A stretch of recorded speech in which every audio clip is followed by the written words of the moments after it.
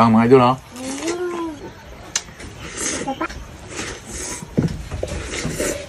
For today's video mga idol, ito naman yung ating ulamin mga idol. Meron nga po pala ako ditong pasayan. Lagyan natin ng kangkong at saka tinatawag na labanos. At saka meron ako ditong suli ng Palawan, yung tinatawag na laman loob ng gabi. At saka anong itawag yan? Talong. Aking ginawa muna yan mga idol, ay pinakuluan ko muna yung ating gabi. Ang gusto ko kasi sa laman loob ng gabi ay yung medyo durog siya mga idol, kasi pag nadurog yan sobrang lapot po yan mga idol. Hindi ko kasi gusto yung gabi na hindi ko dudurugin. Masarap kasi mga idol yung gabi pag dinurog mo, pero nasa depende yan sa inyo kung paano ka mo magdiskarte sa pagluluto.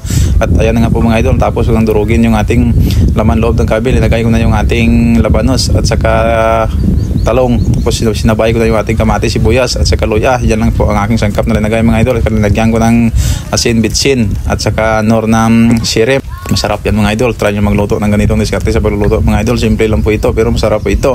Wala nang marami ingredients. Ang pagkakaiba dito mga idol, yung binili ko lang dito ay pasayan at saka labanos pala. Yung kangkong at saka mga ibang linagay ko yan na hindi ko na binili. Magic sarap nga pala at saka asin, binili ko yan.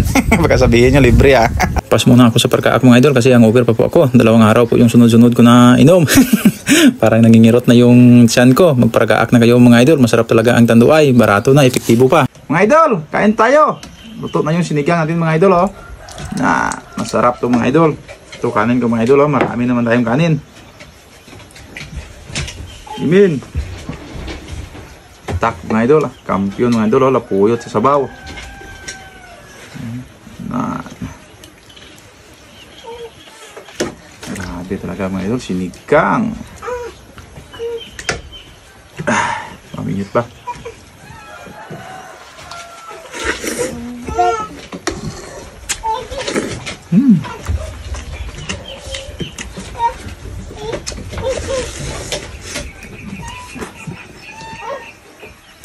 May inihaw ako ng tuyo mga idol.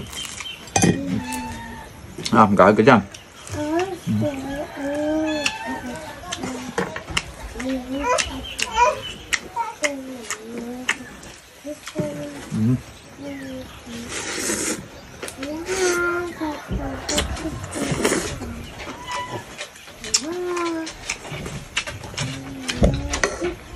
Sarap sinigang mga idol, ha.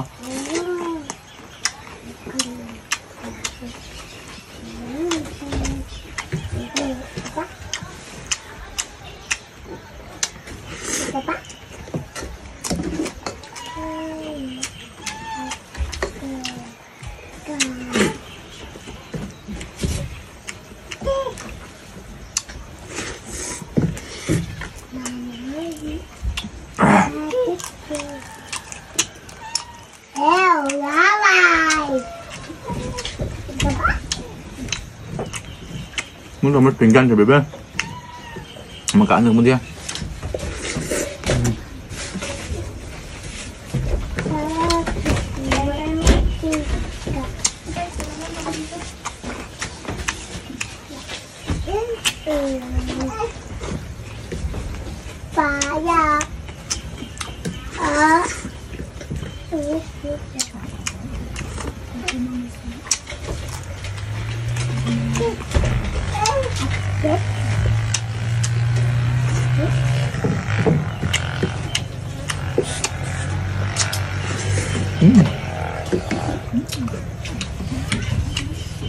Kampiyon mga idol.